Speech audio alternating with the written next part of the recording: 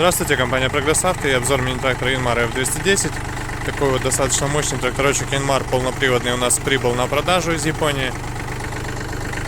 По шинам все у него отлично. Передние шины с огромным остатком, но немножечко растрескивается верхний слой. То есть ничего критичного, но тем не менее. Задние шины в отличном состоянии. Трехточечное навесное устройство, к сожалению, без дополнительных гидрорегулировок, но с регулировкой автозаглубления по крышке, то есть по крышке фрезы. То есть можно подключить фрезу с датчиком, и, соответственно, все будет отлично функционировать. Здесь у нас, соответственно, регулировки по навесному, крайние положения, то есть можно поднять и опустить фрезу до крайних положений.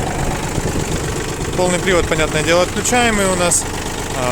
Коробка переключения передач выглядит вот так уже, то есть как на FX Yanmar, грубо говоря, предшественниках.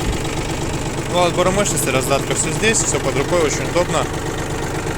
Реверс присутствует у нас на данном тракторе, соответственно, все передачи, которые включаются вперед, можно включить и назад.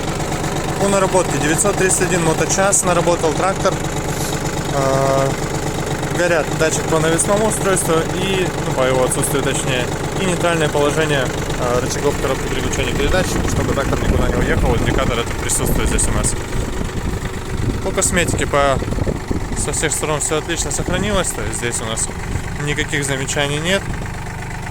И даже при транспортировке, как у нас обычно любят, ничего с этим трактором не произошло, слава богу. Поэтому вот такой вот он у нас приехал. Состояние отличное, приезжайте, будем рады вас видеть. Всего доброго, Прогрессавто.